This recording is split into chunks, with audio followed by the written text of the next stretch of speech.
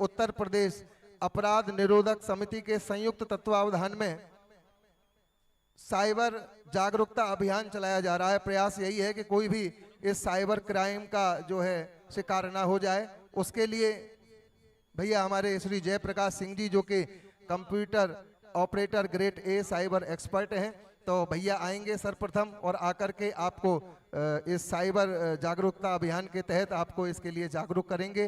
तो मैं निवेदन करूंगा सर्वप्रथम भैया श्री जयप्रकाश सिंह जी मंच पर आएंगे और आकर के आप सभी को साइबर क्राइम जो हो रहा है जिसके लिए आपको जागरूक करने के लिए भैया यहाँ पधारें। एक बार जोरदार तालियों से आप सभी लोग इनका अभिनंदन करेंगे, क्योंकि आपकी सुरक्षा के लिए यह बहुत आवश्यक है। साइबर क्राइम बहुत हो रहे हैं, तो उसकी जागरूकता का जो अभियान प्रशासन द्वारा चलाया जा रहा है बहुत ही सराहनीय है। तो उसके लिए जितनी भी हमारी माता बहन भाई लोग यहाँ बैठे हैं, उसके लिए सर्वप्रथम हमारे भैया जयप्रकाश सिंह जी आएंगे मंच पर और कम शब्दों में ही आप सभी को इसके लिए जागरूक करेंगे। कह देंगे हर हर महादेव। राधे राधे सभी को। माँ को चरण स्पर्श।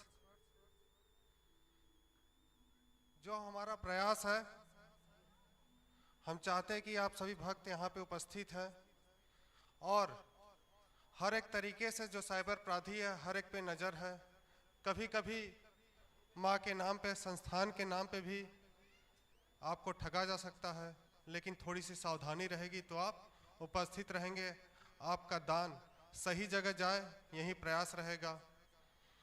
तो ये जो साइबर अपराधी है थोड़ा सा पढ़े लिखे बिल्कुल नहीं है, ना ही कोई एक्सपर्ट है ना हैकर, वो आप ही के माध्यम से आपसे ही पैसा निकलवाते हैं।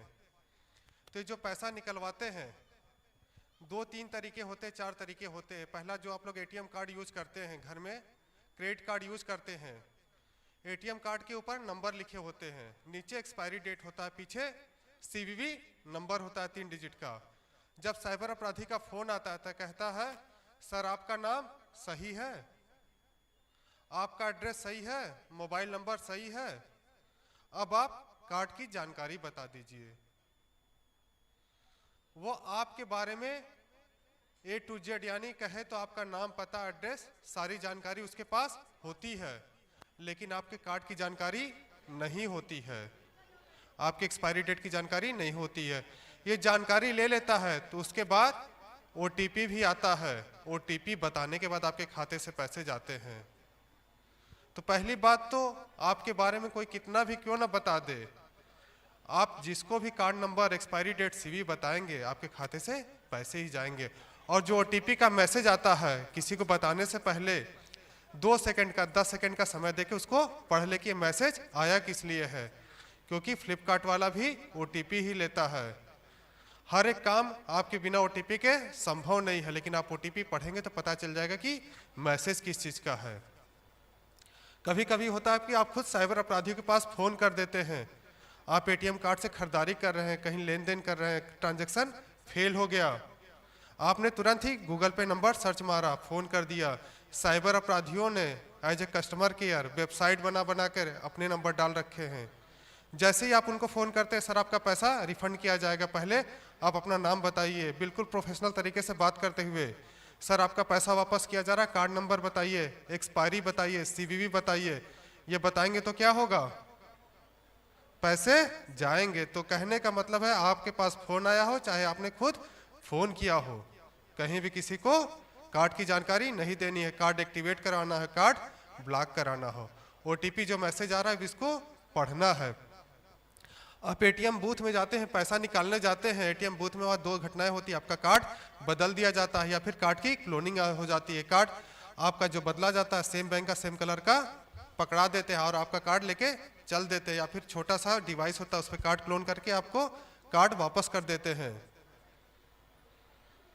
तो पैसा निकालने के लिए उनको पिन चाहिए होता है। आप सभी लोग एटीएम में जाते हैं, पैसा निकालते हैं, पिन कैसे डालते हैं, ऐसे डालते हैं। जब आप ऐसे पिन डाले तो पीछे जो बगल में 2-3 लड़के होते हैं आपका पिन याद कर लेते हैं 4 डिजिट। तो बस छोटा सी आदत में बदलाव करना, जब भी आज के बाद एटीएम में बूथ में जाए पैसा निकालने, 4 उंगलियां सामने रखे, भले एक उंगली का यूज करें और छुपा के। आपका कार्ड बदल भी लेंगे, आपका कार्ड क्लोन भी कर लेंगे, तब भी आपका पैसा नहीं निकाल पाएंगे। जो दूसरा तरीका आजकल हम लोग लेन देन में है, यूपीआई का सिस्टम चल रहा है। गूगल पे, फोन पे सभी लोग यूज कर रहे हैं।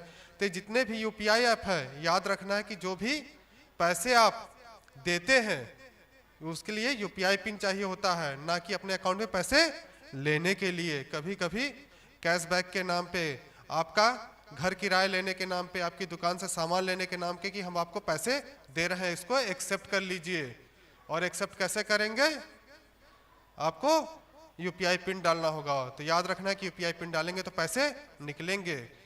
और जो तीसरा तरीका है, हम खुद से पैसे दे देते, इसमें साइबर ठगों द्वारा फर्जी साइटें बना करके संस्था के नाम पे आपको संपर्क करके, जॉब के नाम पे, नौकरी के नाम पे आदि जगहों पे आपसे पैसे मांग लिए जाते हैं। तो हमेशा किसी को पैसे देने से पहले, चाहे नौकरी के नाम पे दे रहे हैं, संस्था के नाम पे दे रहे हैं, बिल्कुल संपर्क कीजिए।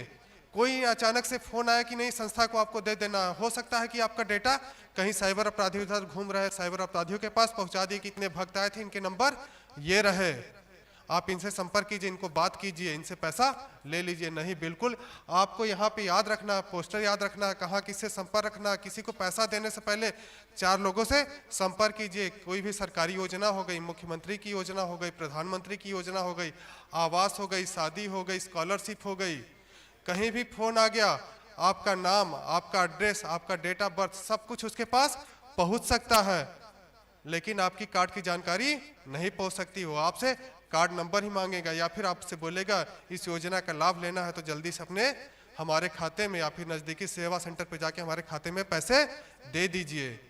बस आपको इतनी ही जानकारी रखनी कि कहीं भी कोई पैसा मांग रहा है तो बिल्कुल 4 लोगों से जरूर संपर्क करें। राधे राधे। बहुत बहुत धन्यवाद।